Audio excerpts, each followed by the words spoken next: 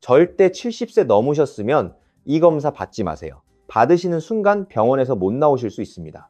서울대병원 노인의학센터에서 12년간 추적 연구한 결과입니다. 저도 이걸 알고 정말 놀랐어요. 우리 세대가 건강해지려고 받는 검사가 오히려 생명을 위협할 수 있다니요. 여러분, 지난달에 있었던 일입니다. 73세 김순자 할머니께서 건강검진 받으러 오셨어요. 부산에서 손주들 보러 서울 오신 김에 큰 병원에서 검사 한번 받아보자 하셨대요. 평소에 정말 건강하셨거든요. 매일 아침 공원에서 걷기 운동하시고 손주들이랑 놀아주시느라 바쁘신 분이셨어요. 그런데요, 검진센터에서 대장 내시경을 권했습니다. 어르신, 나이가 있으시니까 대장암 검사 한번 받아보세요 이랬대요. 할머니는 당연히 받으셨죠. 건강을 위한 검사니까요. 어떻게 된 줄 아세요? 검사 중에 장천공이 생겼습니다. 대장에 구멍이 뚫린 거예요. 응급수술을 받으셔야 했고요. 중환자실에서 2주를 보내셨어요. 지금도 회복 중이십니다. 손주들 보러 서울 오셨다가 병원 신세를 지신 거예요. 건강해지려고 받은 검사 때문에요.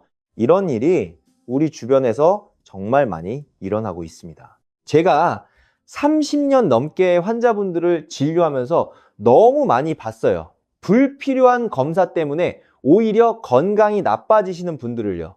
그래서 오늘 꼭 말씀드리고 싶었습니다. 오늘 제가 알려드릴 내용은 이렇습니다. 첫째, 70대 이상이 절대 피해야 할 검사 5가지. 둘째, 왜 이 검사들이 위험한지 정확한 이유. 셋째, 대신 받아야 할 안전한 검사들. 넷째, 검사 없이도 건강을 지키는 8가지 방법. 우리 함께 알아보겠습니다. 자, 먼저 왜 70대가 넘으면 검사가 위험해지는지부터 설명드릴게요. 이 부분이 정말 중요합니다. 제대로 이해하셔야 나중에 검사를 권유받으셨을 때 현명한 판단을 하실 수 있거든요. 우리 몸은 나이가 들수록 많이 변합니다. 혈관이 약해지고요. 장기의 기능이 떨어져요. 회복력도 젊었을 때보다 훨씬 느려집니다. 이게 무슨 의미인지 예를 들어 설명드릴게요. 젊은 사람은 금식을 12시간 해도 괜찮아요. 몸에 저장된 에너지가 충분하고 혈당 조절 능력이 좋거든요. 그런데 우리 70대 분들은 금식만 해도 탈수가 올 수 있어요. 혈압이 뚝 떨어지고 어지러워지시는 거죠. 저혈당이 와서 쓰러지시는 경우도 있어요. 또 조영제라는 검사용 약물도 그래요. 조영제가 뭐냐면 CT나 MRI 찍을 때 혈관이나 장기를 선명하게 보이게 하려고 주사로 넣는 약물이에요. 젊은 사람한테는 큰 문제가 없는데요. 우리 세대는 신장 기능이 떨어져 있어서 조영제 때문에 급성 신부전이 올 수 있습니다. 왜 그런지 설명드릴게요. 신장은 우리 몸의 정수기 같은 역할을 해요. 혈액에서 노폐물을 걸러내고 소변으로 내보내는 거죠. 조영제도 신장을 통해서 배출되거든요. 그런데 나이가 들면 신장 기능이 자연스럽게 떨어져요. 젊었을 때에 60%에서 70% 정도밖에 안 되는 분들이 많습니다. 이미 기능이 떨어진 신장에 조영제라는 부담을 갑자기 주면 신장이 버티지 못하는 거예요. 그리고 정말 중요한 게 하나 더 있어요. 70대가 넘으면 기대 여명이 제한적이라는 겁니다. 조금 불편한 말씀일 수 있는데요. 현실적으로 생각해 봐야 해요. 검사에서 뭔가 발견됐을 때 그걸 치료하는 게 정말 도움이 될지를 따져봐야 합니다. 천천히 자라는 암을 발견해서 큰 수술을 받게 되면 수술 자체가 남은 삶의 질을 크게 떨어뜨릴 수 있거든요. 예를 들어 볼게요. 75세의 전립선에서 작은 암이 발견됐다고 해봐요. 이 암이 실제로 문제를 일으키려면 10년에서 15년이 걸릴 수 있어요. 그런데 수술을 받으면 요실금이 생기거나 성기능에 문제가 올 수 있어요. 수술 없이 그냥 관찰만 해도 되는 건데 암이라는 말에 놀라서 큰 수술을 받게 되면 오히려 삶의 질만 떨어지는 거죠.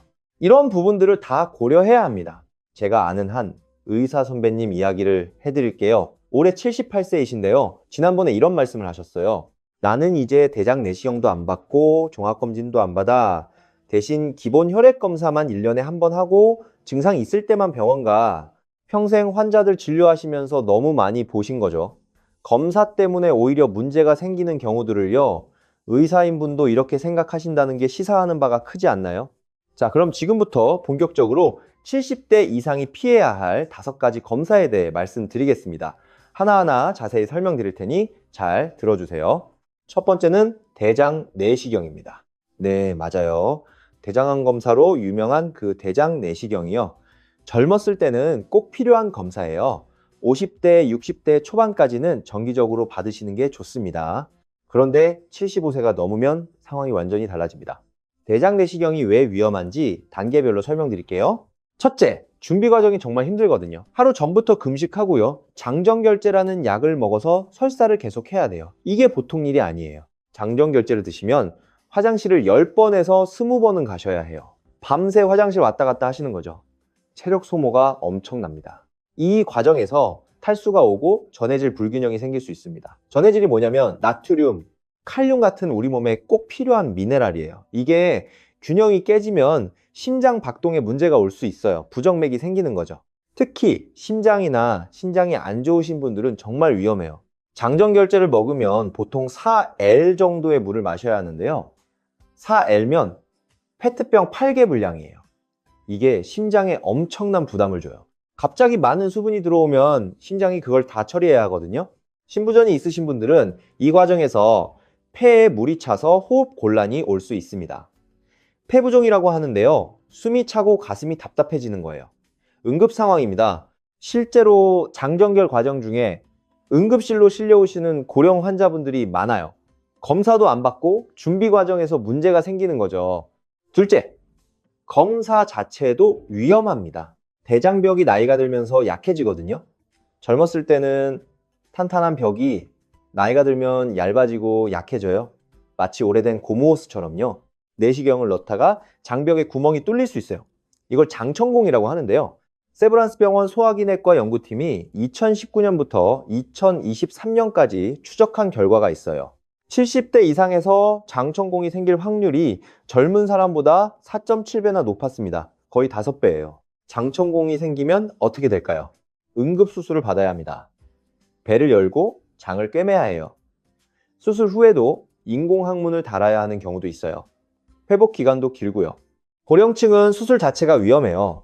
마취해서 깨어나지 못하는 경우도 있고요. 수술 후 폐렴이나 감염 같은 합병증이 오기도 해요. 더 중요한 건 이겁니다. 대장암은 천천히 자라는 암이에요. 용종이라는 게 생기고 그게 암으로 변하는데 보통 10년 이상 걸립니다. 용종이 뭐냐면 대장벽에 생기는 작은 혹 같은 거예요. 대부분의 용종은 암이 아니에요. 아주 일부만 암으로 변하고요. 그것도 10년에서 15년이 걸려요. 75세에 작은 용종을 발견했다고 해봐요. 그게 암이 되려면 85세나 90세가 되어야 하는 거예요. 솔직히 말씀드리면 그 전에 다른 원인으로 돌아가실 확률이 훨씬 높습니다. 이게 불편한 이야기일 수 있지만 현실이에요. 통계가 그렇습니다. 그래서 위험한 검사를 굳이 받을 필요가 없는 거예요. 미국 의학계에서도 이미 75세 이상은 대장 내시경을 일상적으로 권하지 않습니다. 미국 예방의학 태스크포스라는 공식 기관에서 2021년에 발표한 가이드라인이에요. 대신 대변 검사로 혈액만 확인하는 걸 추천해요. 이걸 대변 자멸 검사라고 하는데요. 대변에 눈에 안 보이는 피가 섞여 있는지 확인하는 거예요. 이건 안전하고 간단하거든요. 만약에 이상이 있으면 그때 내시경을 고려하는 거죠.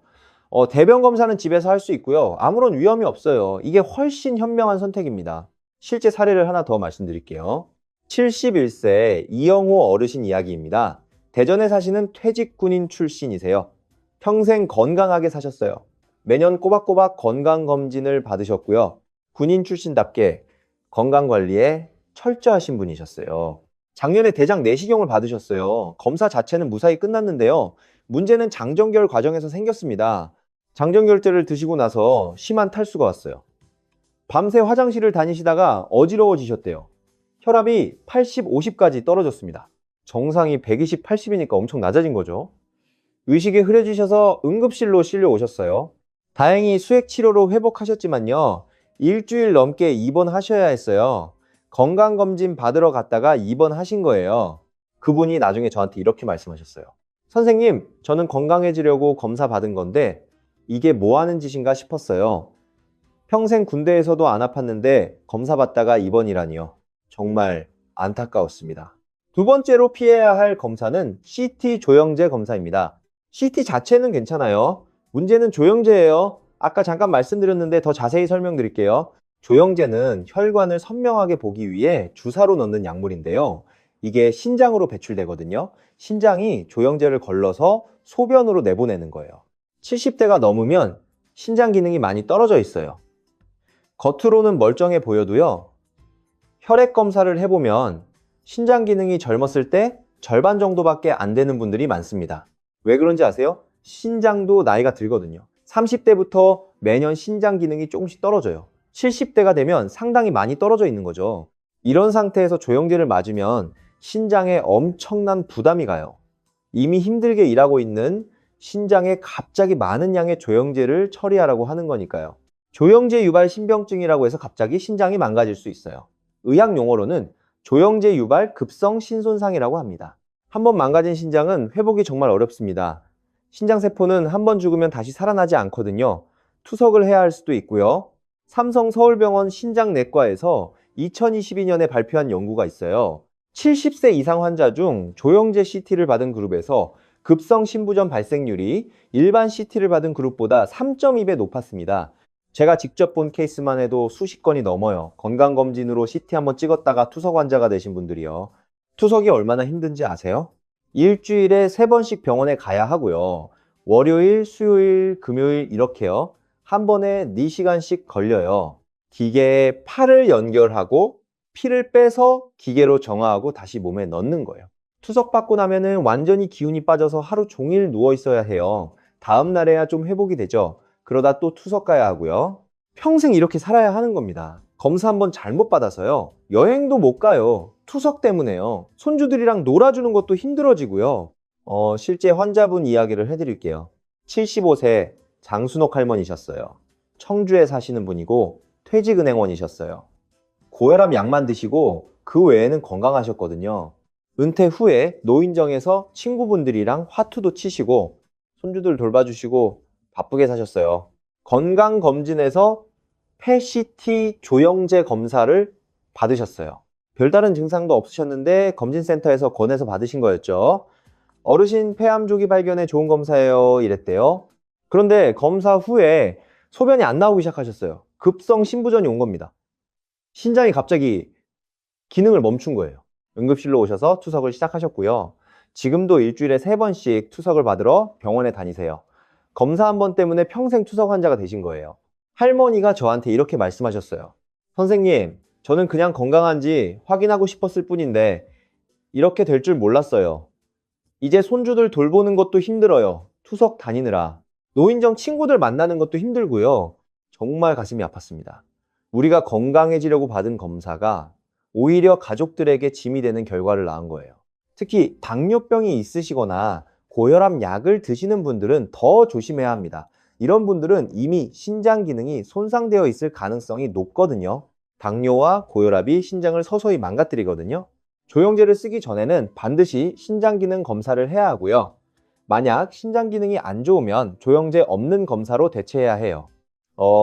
그리고 조영제 알레르기도 문제입니다. 젊었을 때는 괜찮았어도 나이 들면서 갑자기 알레르기가 생길 수 있어요. 면역 체계가 변하거든요.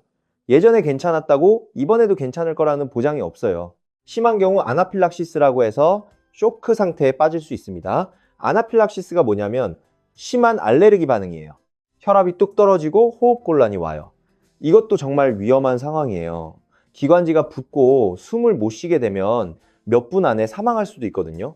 그래서 70대 이상은 CT를 꼭 찍어야 하는 상황이 아니면 피하는 게 좋습니다. 특히 건강검진 목적으로는 절대 조영제 CT를 받으시면 안 돼요.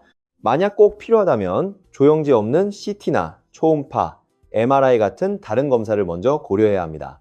요즘은 초음파 기술이 정말 좋아져서 많은 경우 조영제 CT 없이도 충분히 진단할 수 있어요. 세 번째는 운동부하 심전도 검사입니다.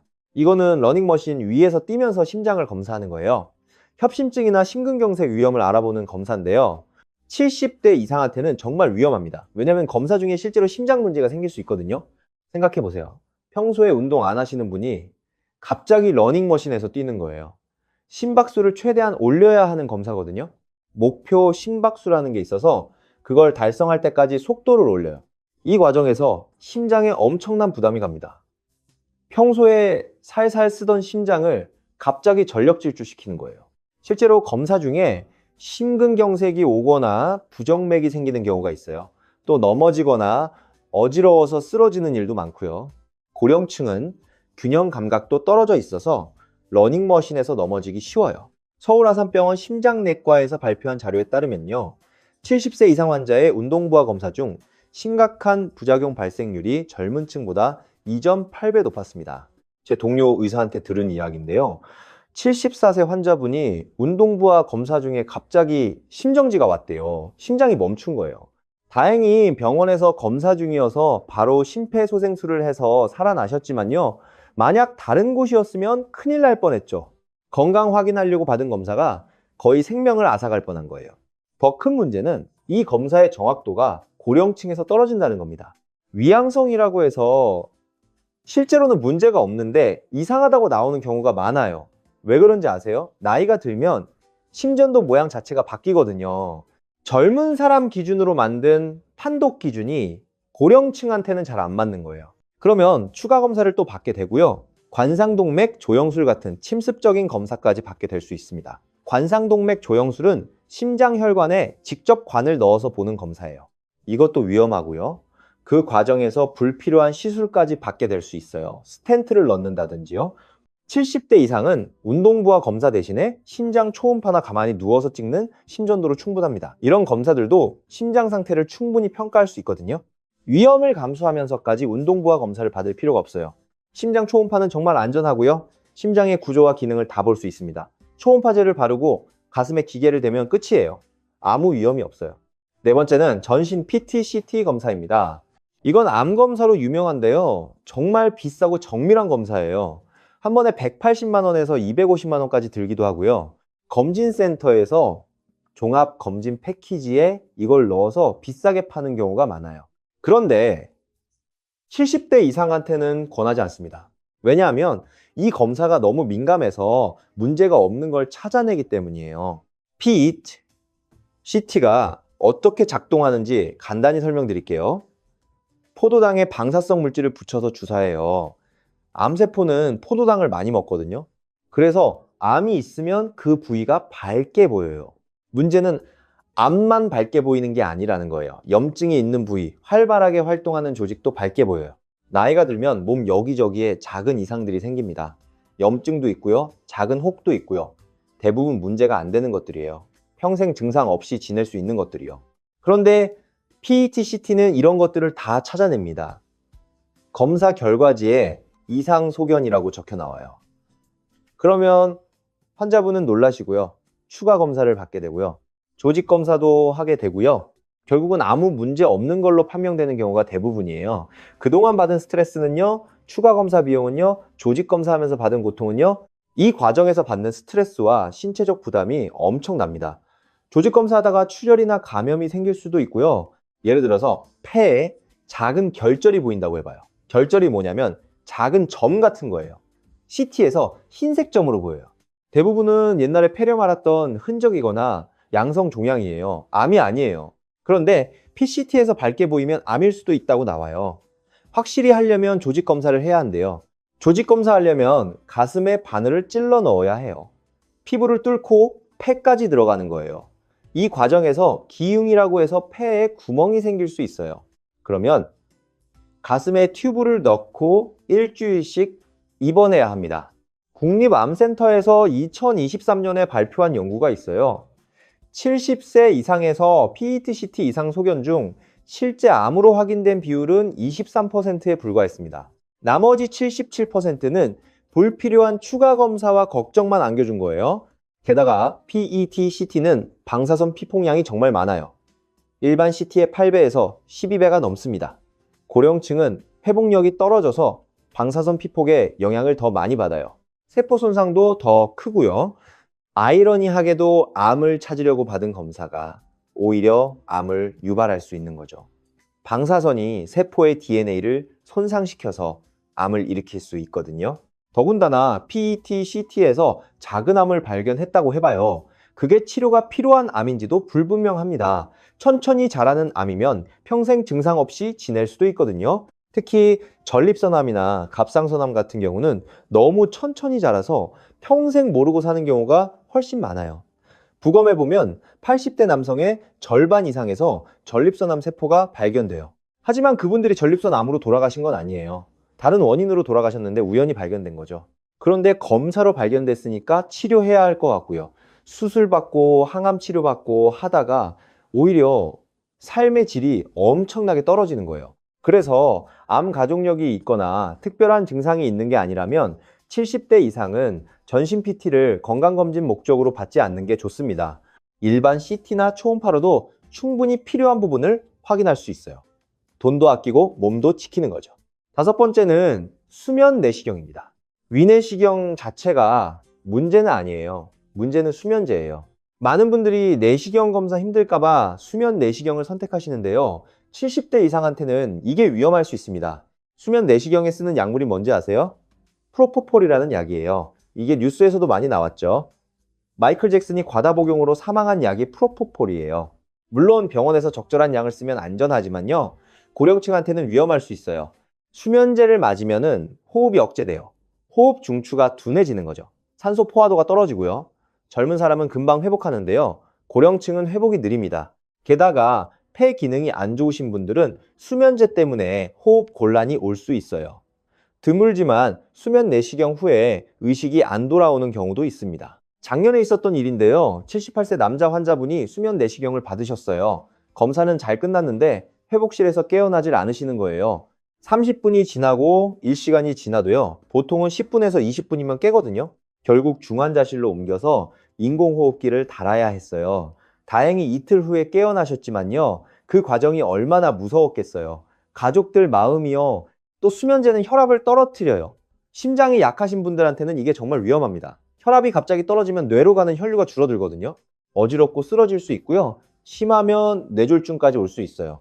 특히 혈압약을 드시는 분들은 수면제와 혈압약이 상호작용을 해서 혈압이 너무 떨어질 수 있습니다. 그리고 수면 내시경 후에는 하루 종일 멍한 상태가 됩니다. 기억도 잘 안 나고요. 판단력이 떨어져요. 고령층은 이 상태에서 넘어지거나 사고가 날 위험이 높아요. 실제로 수면 내시경 받고 집에 가시다가 넘어져서 골절상을 입으신 분들도 많습니다. 멍한 상태에서 계단을 내려가다가 넘어지시거나 문턱에 걸려 넘어지시는 거예요. 엉덩이뼈 골절이 생기면 수술 받아야 하고요. 그 후유증으로 돌아가시는 경우도 있어요. 고령층의 고관절 골절 1년 내 사망률이 23%나 됩니다. 4명 중 1명이 1년 안에 돌아가시는 거예요. 그래서 70대 이상은 가능하면 비수면 내시경을 권합니다. 요즘은 내시경 기계가 정말 좋아져서 비수면으로 해도 그렇게 힘들지 않아요. 약간 불편하긴 하지만 5분 정도면 끝나거든요. 위험을 감수하면서까지 수면제를 쓸 필요가 없어요. 비수면으로 하면 검사 끝나고 바로 집에 가실 수 있고요. 안전합니다. 회복 시간도 필요 없고요. 자, 지금까지 70대 이상이 피해야 할 5가지 검사를 말씀드렸습니다. 잠깐 정리해 드릴게요. 첫째, 대장 내시경, 장천공 위험. 둘째, CT 조영제 검사 급성 심부전 위험. 셋째, 운동 부하 심전도, 심장사고 위험.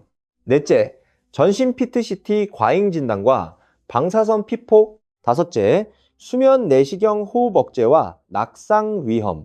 이 5가지 기억하시죠? 그럼 이제 70대 이상은 어떤 검사를 받아야 할까요? 필요한 검사들도 있거든요. 안전하면서 효과적인 검사들이요. 첫 번째로 혈액 검사는 정기적으로 받으셔야 합니다. 혈당, 콜레스테롤, 신장 기능, 간 기능 이런 기본적인 것들이요. 이건 체열만 하면 되니까 안전하고요. 만성 질환 관리에 꼭 필요해요. 6개월에서 1년에 한 번 정도면 충분합니다. 혈액 검사로 당뇨병, 고지혈증, 신장질환, 간질환 다 확인할 수 있어요. 비용도 저렴하고요. 건강보험 적용되면 10,000원도 안 들어요. 두 번째는 혈압 측정이에요. 이건 집에서도 할 수 있죠. 매일 아침 일어나서 혈압을 재는 습관을 들이시면 좋아요. 고혈압은 뇌졸중이나 심근경색의 가장 큰 위험 요인이거든요. 혈압만 잘 관리해도 큰 병을 많이 예방할 수 있습니다. 혈압계는 약국에서 40,000원에서 60,000원 정도면 살 수 있고요. 사용법도 간단해요. 팔에 감고 버튼 누르면 끝이에요. 세 번째는 골밀도 검사입니다. 특히 여성분들은 폐경 후에 골다공증이 빨리 오거든요. 골밀도 검사는 방사선 피폭도 거의 없고 간단해요. 2년에 한 번 정도 받으시면 됩니다. 골다공증이 심하면 약물 치료를 시작해야 해요. 골다공증을 방치하면 작은 충격에도 뼈가 부러지거든요. 기침 한 번에 갈비뼈가 부러지는 경우도 있어요. 네 번째는 눈 검사예요. 백내장, 녹내장, 황반, 변성 같은 게 나이 들면은 흔하게 생기거든요. 1년에 한 번 안과에서 정밀 검사를 받으시는 게 좋습니다. 실명을 예방할 수 있어요. 특히 녹내장은 초기에 증상이 없어서 검사로만 발견할 수 있거든요. 녹내장이 진행되면 시야가 점점 좁아져요. 터널 시야라고 해서 가운데만 보이고 주변이 안 보여요. 조기에 발견하면 약물로 진행을 막을 수 있어요. 다섯 번째는 대변 잠열 검사입니다. 대장 내시경 대신에 이걸 받으시면 돼요. 대변에 피가 섞여 나오는지만 확인하는 간단한 검사예요. 만약 여기서 이상이 나오면 그때 내시경을 고려하는 거죠. 집에서 할 수 있고요. 비용도 거의 안 들어요. 여섯 번째는 청력 검사입니다. 난청이 생기면 의사소통이 어려워지고요. 우울증이나 치매 위험도 높아져요. 왜 그런지 아세요? 소리를 안 들으니까 뇌가 자극을 덜 받아요. 뇌가 활동을 덜 하게 되는 거죠. 보청기를 일찍 착용하는 게 정말 중요한데요. 그러려면 정기적으로 청력 검사를 받아야 해요. 요즘 보청기는 정말 작아서 티도 안 나요. 이런 기본적인 검사들만 잘 받으셔도 건강관리는 충분히 할 수 있습니다. 굳이 여러 가지 비싼 검사를 받으실 필요가 없어요. 자, 이제 검사보다 훨씬 중요한 자기관리법에 대해 말씀드리겠습니다. 이게 진짜 핵심이에요. 검사보다 일상생활 관리가 훨씬 중요합니다. 첫 번째, 자기관리법은 약 줄이기입니다. 네, 맞아요. 약을 줄이라는 거예요. 의외이시죠? 많은 고령 환자분들이 약을 너무 많이 드세요. 혈압약, 당뇨약, 콜레스테롤약, 위장약, 수면제 이렇게 한 움큼씩 드시는 분들이 많아요. 아침에 10알, 저녁에 5알 이렇게요. 그런데 약이 많을수록 부작용 위험도 높아집니다. 이걸 다약제 복용이라고 하는데요. 약물 상호작용이 복잡해져요. 특히 고령층은 신장이나 간 기능이 떨어져서 약물 대사가 느려요. 약이 몸에 쌓이는 거죠. 젊은 사람은 약을 먹으면 빨리 분해되고 빠져나가는데 고령층은 그 과정이 느려서 약 성분이 몸에 오래 남아 있어요. 그러면 어지럽고 넘어지기 쉽고요. 기억력도 떨어져요. 변비가 심해지기도 하고요. 입이 마르고요. 주치의 선생님과 상의해서 꼭 필요한 약만 드시도록 조정하세요. 약을 줄이는 것만으로도 삶의 질이 훨씬 좋아질 수 있습니다. 실제로 약을 절반으로 줄였더니 훨씬 정신이 맑아지고 활력이 생겼다는 환자분들이 많아요. 어지러움이 없어졌다고요. 두 번째는 영양 관리입니다. 나이가 들면 식욕이 떨어지고 잘 안 드시게 되죠. 예전만큼 안 먹어도 괜찮아 라고 생각하시는 분들이 많은데요. 그게 아니에요. 영양 부족이 되면 면역력이 떨어지고 근육이 빠져요. 낙상 위험도 높아지고요. 감기에 잘 걸리고 오래 가고요. 상처가 잘 안 낫고요. 단백질을 충분히 드셔야 합니다. 고기, 생선, 계란, 두부 이런 음식들을 몇 끼 드세요. 특히 아침에 단백질을 꼭 드세요. 아침을 거르시는 분들이 많은데요. 그러면 하루 종일 기운이 없어요. 아침에 계란 2개만 드셔도 훨씬 활력이 생깁니다. 저녁은 조금 가볍게 드시고요. 아침과 점심을 든든히 드시는 게 좋아요. 저녁에 많이 드시면 소화가 안 돼서 잠을 못 주무시거든요. 채소와 과일도 중요하지만 단백질이 더 중요해요. 우리 세대는 탄수화물 위주로 드시는 분들이 많잖아요. 밥, 국수, 빵 이런 거요. 이제는 단백질 비중을 높이셔야 해요. 탄수화물은 조금 줄이시고요. 밥을 한 공기 다 드시지 마시고 반 공기만 드세요. 대신 반찬을 더 드시고요. 하루 3끼를 규칙적으로 드시는 게 좋습니다. 입맛이 없다고 굶으시면 안 돼요. 조금씩이라도 자주 드세요. 세 번째는 근력 운동입니다. 유산소 운동보다 근력 운동이 고령층한테는 더 중요해요. 근육이 있어야 낙상을 예방할 수 있거든요. 특히 다리 근육이 중요합니다. 허벅지 근육이요. 이게 약해지면 계단 오르기가 힘들어지고 의자에서 일어나기가 힘들어져요. 의자에서 일어섰다 앉았다 하는 운동을 하루에 30번씩 하세요. 이것만 해도 다리 근육이 많이 좋아져요. 처음에는 10번부터 시작하세요. 그리고 일주일에 5번씩 늘려가는 거예요. 한 달 후면 50번도 할 수 있게 돼요. 의자 운동은 정말 효과가 좋아요. 별도의 장비도 필요 없고요. 집에서 TV 보면서도 할 수 있어요. 돈 한 푼 안 들죠. 아령이나 물병을 들고 팔 운동도 하시고요. 무리하지 말고 천천히 하는 게 중요합니다. 매일 조금씩 하는 게 가끔 많이 하는 것보다 훨씬 효과적이에요. 운동 후에는 스트레칭도 꼭 하세요. 근육이 굳지 않게요. 네 번째는 수분 섭취입니다. 고령층은 갈증을 잘 못 느끼세요. 갈증 중추가 둔해지거든요. 그래서 탈수가 자주 옵니다. 탈수가 오면 혈압이 떨어지고 의식이 흐려지고요. 신장에도 안 좋아요. 변비도 심해지고요. 목이 안 마르더라도 물을 자주 드셔야 돼요. 하루에 1L에서 1.5L 정도가 적당합니다. 너무 많이 드시면 또 안 좋아요. 심장이나 신장에 부담이 갈 수 있거든요. 커피나 차는 이뇨 작용이 있어서 물로 계산하지 마세요. 이뇨 작용이 뭐냐면 소변을 많이 나오게 하는 거예요. 그래서 커피 마시면 오히려 탈수가 올 수 있어요. 맑은 물을 드시는 게 가장 좋아요. 아침에 일어나서 한 컵, 식사 후에 한 컵, 이렇게 습관을 들이세요. 물병을 항상 가까이 두시고요. 보일 때마다 한 모금씩 마시세요. 다섯 번째는 수면 관리입니다. 잠을 잘 자는 게 정말 중요해요. 잠을 못 자면 면역력이 떨어지고 혈압도 올라가고요. 당뇨도 악화됩니다. 기억력도 떨어지고요. 수면제보다는 생활 습관으로 수면을 개선하는 게 좋아요. 수면제는 의존성도 생기고 부작용도 많거든요. 낮잠을 너무 오래 자지 마시고요. 낮잠은 30분 이내로요. 그 이상 자시면 밤에 잠이 안 와요. 저녁 6시 이후에는 카페인을 피하세요. 카페인이 몸에서 빠지는데 6시간 이상 걸리거든요. 잠자리 환경도 중요합니다. 방을 어둡게 하고 조용하게 하세요. 자기 전에 따뜻한 물로 샤워하면 잠이 잘 와요. 체온이 올랐다가 내려가면서 졸음이 오거든요. 침대는 잠자는 용도로만 쓰시고요. 침대에서 TV 보거나 핸드폰 하지 마세요. 침대는 잠자는 곳이라는 걸 뇌가 기억하게 해야 해요. 여섯 번째는 사회 활동입니다. 외로움과 고립이 건강에 정말 안 좋아요. 우울증도 오고 치매 위험도 높아지거든요. 연구에 따르면 외로움이 건강에 미치는 영향이 하루에 담배 15갭이 피우는 것과 비슷하대요. 그 정도로 해롭다는 거예요. 규칙적으로 사람들을 만나세요. 경로당이나 복지관에 나가시는 것도 좋고요. 취미 활동을 함께하는 모임에 참여하시는 것도 좋아요. 등산 동호회, 노래교실, 바둑 동호회 뭐든 좋아요. 가족들과도 자주 연락하고 만나세요. 일주일에 한두 번은 친구나 이웃과 이야기 나누는 시간을 가지세요. 사회적 관계가 건강에 미치는 영향이 운동이나 식이요법만큼이나 큽니다. 혼자 계시지 마시고 사람들 속으로 들어가세요. 일곱 번째는 낙상 예방입니다. 고령층한테 낙상은 정말 치명적이에요. 한 번 넘어져서 골절되면 회복이 어렵고요. 그대로 누워 지내시다가 합병증으로 돌아가시는 경우가 많습니다. 폐렴이 오거나 욕창이 생기거나요. 집안 환경을 안전하게 만드세요.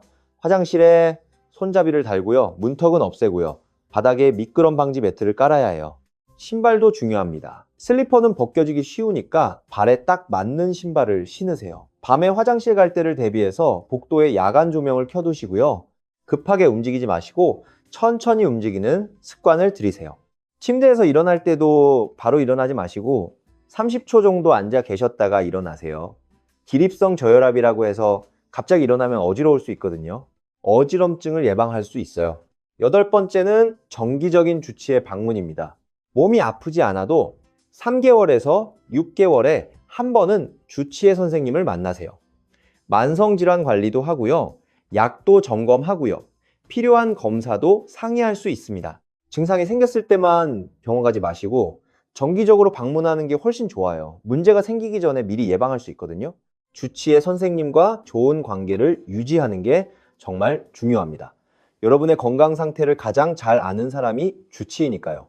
궁금한 거 있으면 메모해뒀다가 진료 때 물어보세요. 주치의는 평생 건강을 함께 관리하는 동반자예요. 자, 그럼 주의사항에 대해서도 말씀드릴게요. 이것도 중요해요. 첫째, 건강검진 권유를 받더라도 무조건 다 받지 마세요. 나이와 건강 상태를 고려해서 필요한 검사만 선택적으로 받아야 합니다. 검진센터에서 권하는 고가 패키지는 대부분 불필요한 검사들이 많이 포함되어 있어요. 비싼 게 좋은 게 아니에요. 오히려 비싼 검사가 더 위험할 수 있어요. 둘째, 증상이 없는데 검사하지 마세요. 증상이 있을 때 필요한 검사를 받는 게 맞습니다.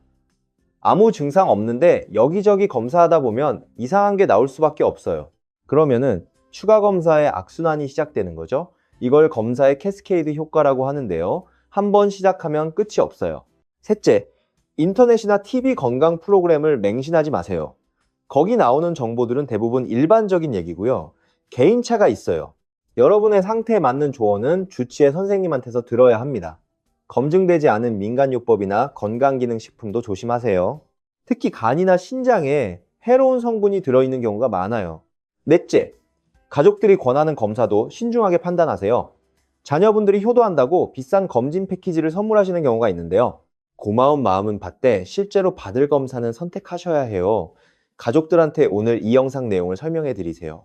효도는 검사가 아니라 함께 시간 보내는 거라고요. 다섯째, 동네 친구들이 받았다고 따라서 받지 마세요. 각자 건강 상태가 다르거든요. 친구는 괜찮았는데 여러분한테는 위험할 수 있어요. 본인의 몸 상태를 가장 잘 아는 주치의와 상의하는 게 최선입니다. 남과 비교하지 마시고 본인한테 맞는 선택을 하세요. 여섯째, 건강검진 결과에 너무 일희일비하지 마세요. 조금 이상하다고 나와도 대부분은 큰 문제가 아니에요. 나이가 들면 정상 수치도 달라지거든요. 젊은 사람 기준이랑 달라요. 결과가 나쁘다고 너무 걱정하지 마시고요. 주치의와 상담하세요. 일곱째, 건강에 대한 강박을 버리세요. 완벽하게 건강할 필요는 없어요. 나이에 맞게 적당히 건강하면 되는 거예요. 검사 수치 하나하나에 집착하지 마시고요. 전반적인 삶의 질을 높이는 데 집중하세요. 손주들이랑 웃으면서 시간 보내는 게 검사 받는 것보다 훨씬 건강에 좋아요. 자, 이제 오늘 말씀드린 내용을 마지막으로 정리해 드릴게요. 70대가 넘으면 피해야 할 5가지 검사. 기억하시죠? 첫째, 대장 내시경. 둘째, CT 조영제 검사. 셋째, 운동부와 심전도. 넷째, 존신 펫 CT. 다섯째, 수면 내시경. 이 검사들은 젊었을 때는 유용하지만 고령층한테는 위험이 더 클 수 있어요. 대신 안전한 기본 검사들을 정기적으로 받으시고요. 혈액 검사, 혈압 측정, 골밀도 검사, 눈 검사, 대변 자멸 검사, 청력 검사, 이 6가지면 충분해요. 그리고 일상생활에서의 관리가 훨씬 더 중요하다는 걸 기억하세요. 약을 줄이고 단백질 잘 드시고 근력 운동하시고 물 충분히 마시고 잘 주무시고 사람들 만나시고 낙상 조심하시고 주치의를 정기적으로 만나는 것. 이 8가지가 어떤 검사보다 여러분의 건강을 지켜줄 겁니다. 비용도 거의 안 들고요. 우리 함께 건강하게 오래오래 삽시다. 손주들과 함께 웃으면서 말이에요. 건강해야 손주들 결혼식에도 가실 수 있잖아요. 오늘도 끝까지 함께 해주셔서 감사합니다. 이 영상이 도움이 되셨다면 좋아요와 구독 부탁드립니다.